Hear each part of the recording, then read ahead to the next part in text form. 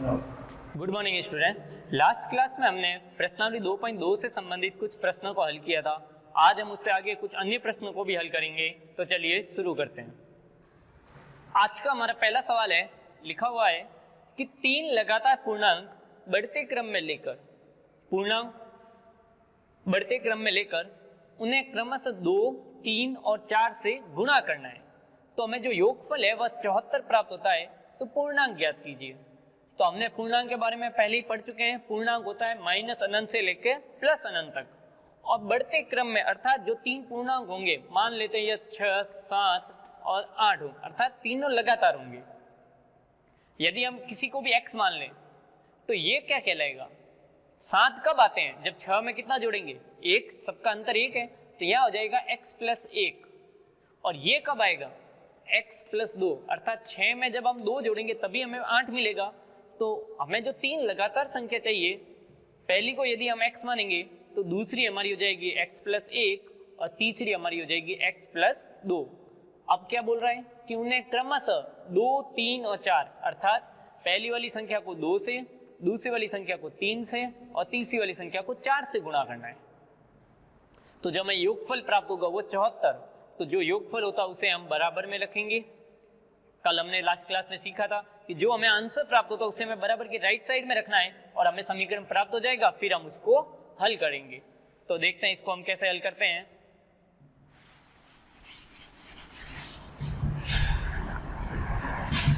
तो माना पहला पूर्णांक, हम मानते हैं पहला पूर्णांक बराबर x, इसलिए दूसरा पूर्णांक, तो दूसरा पूर्णांक क्या होगा? बढ़ते क्रम में है तो x है तो अगला 1 जोड़ देंगे तो x प्लस 1, और इसलिए तीसरा पूर्णांक, और हमारा तीसरा पूर्णांक क्या हो जाएगा? इसमें फिर 1 जोड़ेंगे तो ये हो जाएगा x प्लस 2। अब हम लिखेंगे प्रश्नानुसार। प्रश्नानुसार क्या कहता है कि तीनों संख्याओं को क्रमशः 2, 3 और 4 से गुणा करना है, अर्थात पहली संख्या को 2 को, दूसरी से 3 को, तीसरी को 4 से गुणा करेंगे। तो पहली है x, इसको हम गुणा करेंगे 2 से, और फिर लिखा हुआ योगफल, योगफल का अर्थ होता है जोड़। दूसरी है ये, इसको हम करेंगे 3 से, और तीसरी ये है, इसको हम करेंगे 4 से गुणा, अब बराबर में रख लेंगे 74। जो हमें आंसर दे रखा है कि आंसर हमें 74 प्राप्त होते हैं। इस प्रकार हमें यह समीकरण प्राप्त हो जाएगा। इसको हम सरल करेंगे और हमारा आंसर आ जाएगा। तो पहले 2 का x से गुणा 2x, अब प्लस का 3 का प्लस से x से तो प्लस का 3x, और प्लस का 3 का प्लस के 1 से तो प्लस का 3। वही विधि इस 3 का x से भी करेंगे और इस 3 का 1 से, दोनों से गुणा करेंगे। इसी तरह 4 का भी हम दोनों से, तो 4 का x से 4x और 4 का 2 से 8। अब हम क्या करेंगे? चर पद को एक साथ जोड़ेंगे और अचर पद को एक साथ। तो यहाँ 2x, यहाँ 3x और यहाँ 4x, इन तीनों को हम आपस में जोड़ देंगे तो हमारे पास आ जाएगा 9x। और अब जो अचर पद बच गए 3 और ये 8, इनको हम आपस में जोड़ देंगे तो 11 और बराबर में 74। समीकरण हमें सरल हो गया। अब हम पक्षांतरण विधि अपनाएंगे और आंसर प्राप्त करेंगे। तो यह जो प्लस का है, इसका जब हम पक्षांतरण करेंगे तो यह बदल जाएगा माइनस में।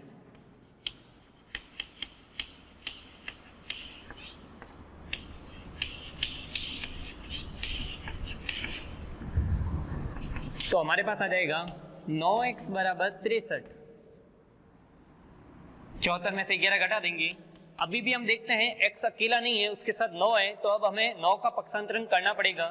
तो यहाँ हो जाएगा x बराबर 63 भाग 9, क्योंकि यह 9 गुणा में है, उधर जाएगा तो भाग में।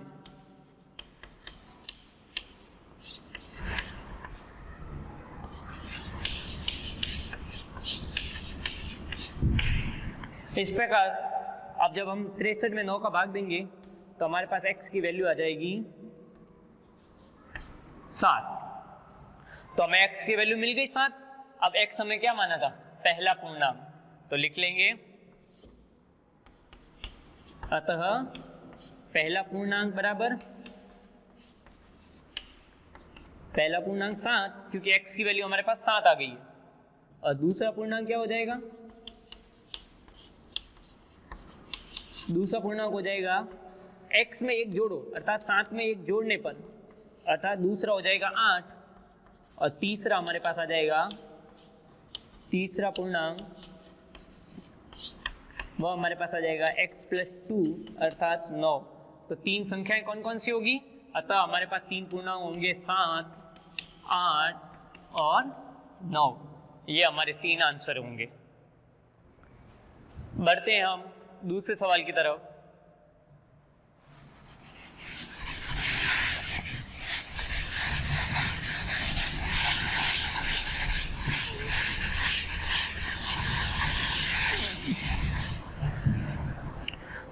देखते हैं दूसरा सवाल क्या कह रहा है।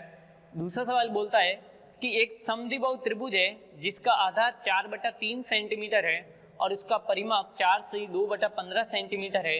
यदि उसकी दो बराबर भुजाओं का माप ज्ञात कीजिए। तो देखिए सवाल में त्रिभुज कौन सा दिया हुआ है, समद्विबाहु त्रिभुज। और समद्विबाहु त्रिभुज होता है ऐसा त्रिभुज जिसकी कोई भी दो भुजाएं समान हो। नाम में पता चल रहा है, सम यानी समान, द्वि यानी दो, और बाहु अर्थ भुजा, यानी कि ऐसा त्रिभुज जिसकी दो भुजाएं समान है वह समद्विबाहु त्रिभुज कहलाता है। अब हमें आधार अर्थात यहाँ की वैल्यू हमें दे रखी है 4/3, यह हमें दे रखी है, और उसका परिमाप दे रखा है, और हमें शेष दो भुजाएं अर्थात ये दोनों जो समान है हमें यह ज्ञात करनी है।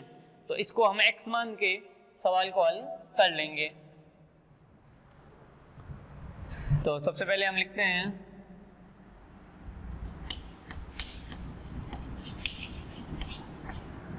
त्रिभुज का आधार है 4/3 सेंटीमीटर। माना त्रिभुज की समान भुजा बराबर y सेमी। इस बार हम y सेमी कोई भी चर पद से इसको हम प्रदर्शित कर सकते हैं। अब देखिए त्रिभुज का परिमाप वह हमें दे रखा है 4 से 2/15 सेमी।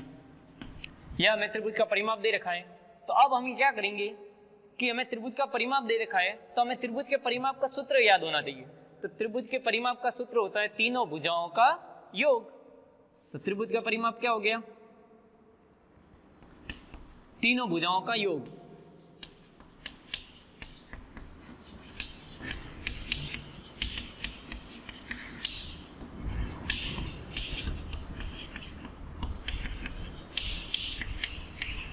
तो ये जो त्रिभुज का परिमाप है 4 से 2/15, यह एक तरह से तीनों भुजाओं की जोड़ी है।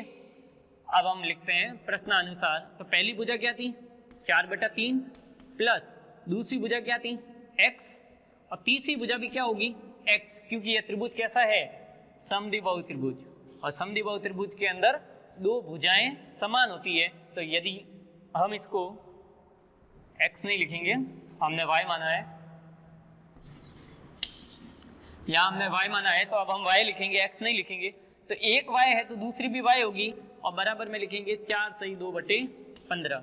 अब इसको थोड़ा सरल कर लेते हैं, 4/3 प्लस 2y, y और y मिलके 2y, और इस जो मिश्र भिन्न है इसको हम अनुचित भिन्न में बदल देंगे। तो 15 का 4 से गुणा 60, और 60 में हम 2 जोड़ देंगे तो हमारे पास आ जाएगा 62/15। अब हम पक्षांतर विधि अपनाएंगे, यह प्लस का है उधर जाएगा तो माइनस का। तो 2y बराबर 62/15 माइनस 4/3।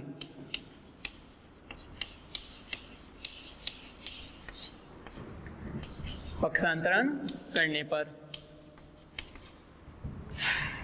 अब हम पक्षांतरण तो कर लिया। अब हम क्या करेंगे, इन दोनों का लसब लेके पहले इसको थोड़ा सरल करेंगे। तो 15 और 3 का लसब 15। यदि कोई संख्या में यदि दूसरी संख्या का भाग जा रहा है, जैसे छोटी संख्या 3 है और बड़ी संख्या 15 है, यदि 3 का भाग 15 में जा रहा है तो हमारा लसब वही बड़ी संख्या बन जाती है। तो 15 में 15 का भाग एक बार और 1 का 62 से गुणा, माइनस 15 में 3 का भाग 5 बार और 5 का 4 से गुणा 20। तो इस प्रकार हमारा आंसर आ गया 2y बराबर 42/15। यह हमारा आंसर आ गया। अब हम क्या करेंगे, यह जो 2 है इसका हम क्या कर लेंगे, पक्षांतरण। तो y बराबर 42/15 और ये जो 2 गुणा में था इधर जाके भाग में बदल जाएगा। और अब हम यहाँ लिखेंगे पक्षांतरण करने पर।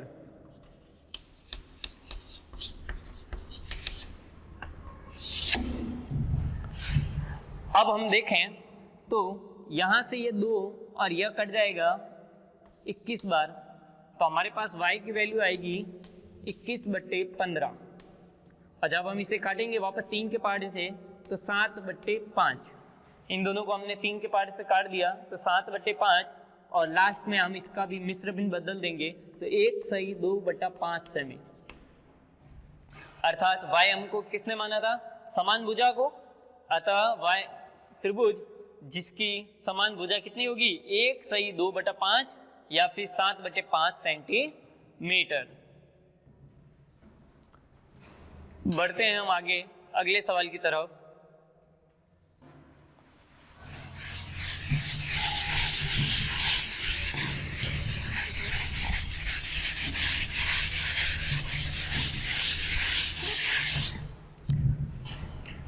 अभी तक हमने जो सवाल किए वह थे 2.2 से संबंधित। अब जो हमारा सवाल है तीसरा, यह है प्रश्नावली 2.3 से संबंधित। उसके कुछ प्रश्न हैं कि निम्न समीकरण को हल कीजिए और उत्तर की जांच कीजिए। अब यहाँ हमारे पास एक नया आया है, उत्तर की जांच। हल करना तो अभी हमने सीख रखा है, तो पहले इस समीकरण को हल करेंगे और जो भी चर है x है y है उसका हम मान प्राप्त करेंगे। उसके बाद उस मान को वापस समीकरण में रखेंगे और देखेंगे कि आंसर दोनों समान आते हैं अथवा नहीं। अगर समान आते हैं तो हमारा आंसर सही है। तो देखते हैं हमारा पहला, तीसरे का पहला है 5x + 9 बराबर 5 + 3x। यह जो समीकरण है यह दोनों तरफ चर वाले हैं, अर्थात जिसके लेफ्ट साइड में भी चर पद है और राइट साइड में भी चर पद है। अभी तक जो हमने समीकरण सीखे थे उसमें एक तरफ चर था, या तो राइट साइड या लेफ्ट साइड। अब दोनों साइड है, तो क्या करेंगे, इस प्रकार के समीकरण को हल करने के लिए जो चर पद है उनको हम एक तरफ लाएंगे और जो अचर पद है उनको हम दूसरी तरफ। अर्थात पहले हम पक्षांतरण करेंगे तो x के जो सारे पद है उनको इधर ले आते हैं और अचर पद को उधर ले जाते हैं। तो यह 5x और यह जो 3x है यह इधर आ जाएगा, तो यह बन जाएगा -3x। और यह जो प्लस का 9 है यह इधर चला जाएगा, 5 - 9।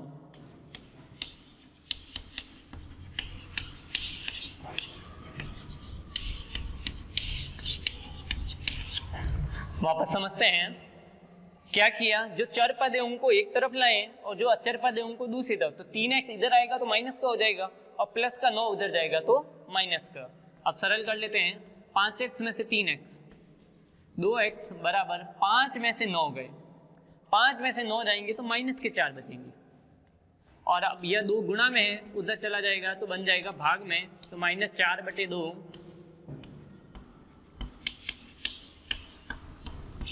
पक्षांतरण करने पर। अब हम पक्षांतरण कर दिया। अब देखते हैं यह 4 से यह 2 कट जाएगा तो x बराबर आ जाएगा -2।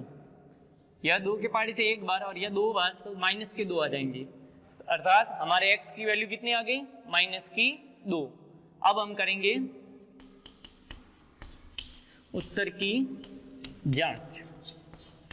अब देखेंगे कि हमारी जो x की वैल्यू आई है -2, क्या यह सही है या फिर गलत। तो हम क्या करेंगे, समीकरण को पूरा वापस लिखेंगे, 5x + 9 बराबर 5 - 5 + 3x। अब हम इसमें जहां चर पद है x उसके स्थान पर 2 रखेंगे और हमारा आंसर आ जाएगा। तो x बराबर -2 रखने पर x की वैल्यू -2 रखेंगे क्योंकि हमारे पास x की वैल्यू -2 आई है।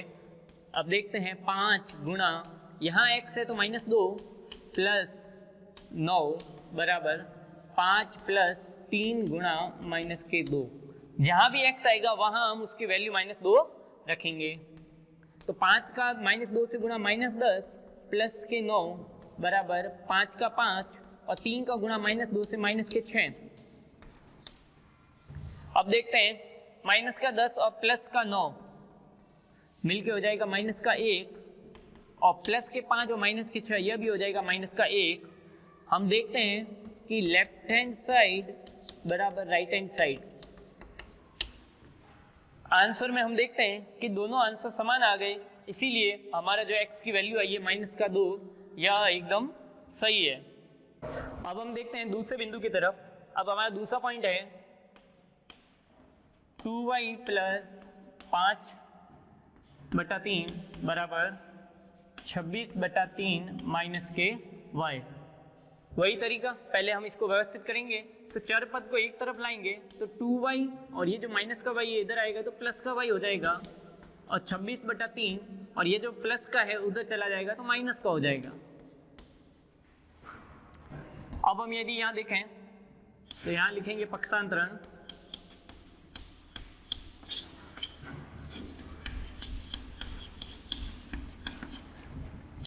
अब देखते हैं 2y और ये y मिलके हो जाएगा 3y बराबर, यहाँ लसब ले लेंगे 3, 26 माइनस 5। अब हम देखें तो 3y बराबर 26 में से 5 चले जाएंगे 21/3 और यह जो y है इससे यह कट जाएगा 7 बार, तो 3y बराबर 7 और हमारे पास y की वैल्यू आ जाएगी 7/3।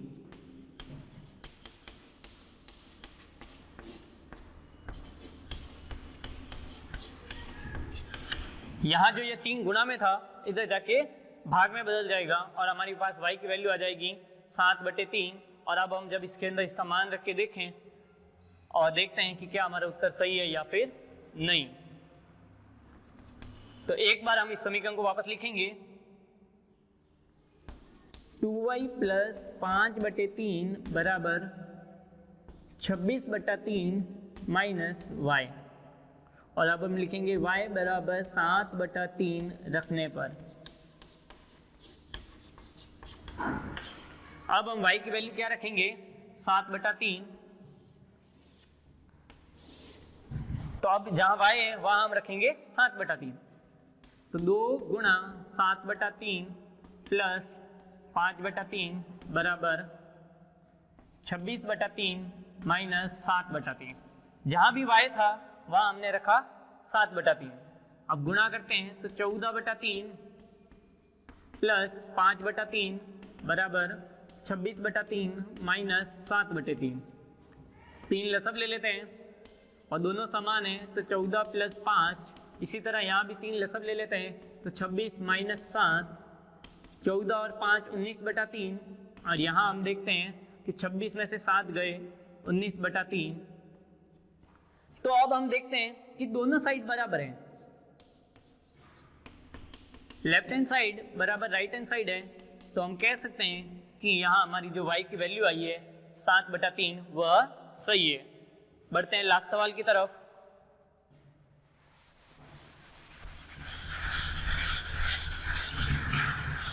लास्ट सवाल बहुत ही सिंपल है। लास्ट सवाल है कि x बराबर 4/5 कोष्टक में x प्लस 10। अब हमें x की वैल्यू निकालनी है तो हम क्या करते हैं कि सबसे पहले इसका हम 4 का इससे गुणा कर देते हैं और ये जो पहले हम करते हैं 5 का पक्षांतरण, तो ये जो 5 भाग में इधर चला जाएगा तो गुणा में हो जाएगा। तो 5x बराबर 4 कोष्टक x प्लस 10।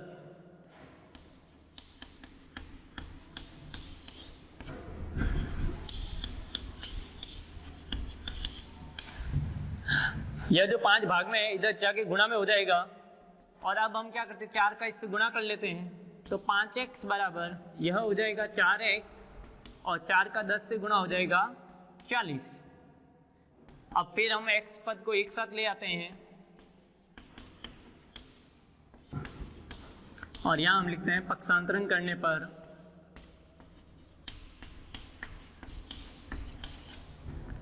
अब हम देखते हैं 5x में से x गया, पीछे बच जाएंगे x और यहाँ हो जाएगा 40। तो हमारी x की वैल्यू आ गई 40 और अब हम इसे एक बार समीकरण में रख लेते हैं और हमारा आंसर आ जाएगा। तो x बराबर 4/5 x प्लस 10, x बराबर 40 रखने पर तो जहां भी x है इस समीकरण में वहां हम 40 रखेंगे।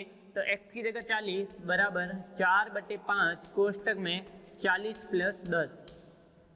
तो यहाँ हम देखते हैं कि 40 बराबर 4/5 यह गुणा में है क्योंकि कोई चिन्ह नहीं है और 40 और 10 मिलके हो जाएंगे 50।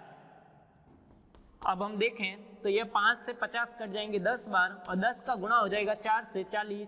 तो 40 बराबर 40 अर्थात लेफ्ट हैंड साइड बराबर राइट हैंड साइड।